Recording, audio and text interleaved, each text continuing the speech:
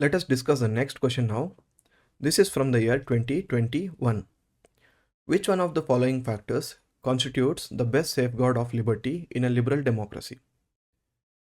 So we have to see what will be the best safeguard of liberty in a liberal democracy. A. A committed judiciary.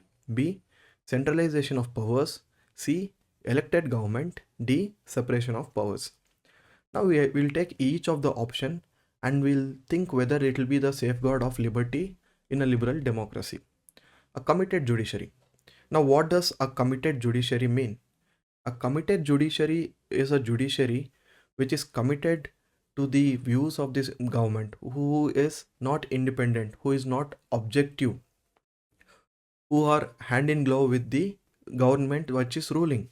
So a committed judiciary is opposite of independent judiciary. So because the people in the judiciary, they are not independent. Now will they be able to safeguard the liberty? No, right? People who are independent, the judiciary when it is independent, they can safeguard the liberty. But a committed judiciary, the judiciary which is accepting the terms and conditions of the government which is ruling, who are not independent and objective, they won't be able to safeguard the liberty of people in the liberal democracy. So this is incorrect. Centralization of powers. Now think of a situation where too much powers are there in particular authority. Now think there are no checks and balances in our country and our president or our prime minister had too much powers. What will happen? Ultimately, one fine day, that person will misuse the powers and they will use their powers arbitrarily, and it will affect the liberty and freedoms of the people when they misuse the powers. So too much centralization of powers will also be ultimately bad for the liberty of the people. So this is also incorrect. Elected government. When we say elected government, the government which is elected by the people, is there a guarantee that just because the government is elected by the people, the government doesn't do anything which will impact the liberties of the people? What will happen if the government will pass an unjust, unfair law which will restrict the freedom of the people? In that case, even an elected government can misuse its powers. So, an elected government itself doesn't mean that it will safeguard the liberties of the people. If they can misuse the powers, they can harm the liberties of the people. So this will also be incorrect. Separation of powers.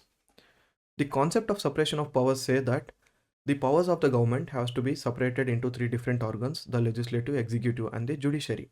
And the implication of separating is so that each organ will act as a checks and balances against the other organs. Now in this case, what will happen? Because there are checks and balances, here the judiciary is independent, the legislative, executive, each of them will act as checks and balances against the arbitrary use of power by the other organ. That way, ultimately, the liberties of the people will be safeguarded. So which of the following factors constitute the best safeguard of liberty in a liberal democracy? It is the separation of powers. Because of the separation of powers, there cannot be any arbitrary use of power. There is limitations on the power because of the checks and balances.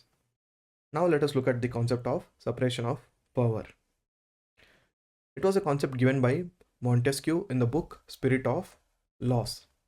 It means that the powers of the government are divided into legislative, executive, and judicial function among the different organs. So each organ will try to focus on their functions. And what are the implications of this? Now, because each of the organs have separate functions, the powers are very defined and nobody cannot have absolute power. The arbitrary use of power is avoided because the restrictions are put through the system of checks and balances. So because there are checks and balances and restrictions put, it will ultimately help safeguard the liberties and rights of the people in a democracy. That is why our answer was D, separation of powers.